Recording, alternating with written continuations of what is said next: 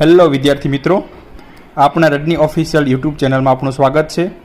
આપણે આ પ્રશ્ન જે રિઝનિંગ એટલે કે તાર્કિક પ્રશ્ન છે, જેમાં આપણે વારંવાર પૂછાતો પ્રશ્ન છે, જે આપણે શોર્ટકટ રીતથી એક સમજીશું। પહેલાં મોટી રીત અને પછી શોર્ટકટ રીતથી શીખીશું।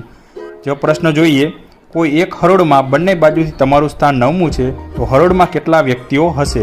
જ્યારે આવો પ્રશ્ન કોઈ પણ પૂછવામાં આવે ત્યારે આપણે જો નાની સંખ્યા હોય, 9મું સ્થાન એટલે કે નાની સંખ્યા, તો આપણે તેને ગ્રાફ દ્વારા દર્શાવી શકીશું। ગ્રાફમાં જોઈએ તો આગળથી 8 એટલે કે 9મું હશે અને પાછળથી પણ 9મું હશે, તો 8 વત્તા 8 એટલે કે આપણે જોઈએ 8 વત્તા 8 અને 9મું પોતે એટલે કે 1, તો આનો સરવાળો કરીએ 8 દુ 16 અને 1 17।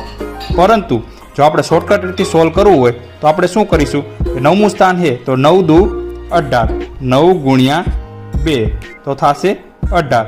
આપણે તેમાંથી 1 બાદ કરી નાખવાનો એટલે મળશે આપણને 17।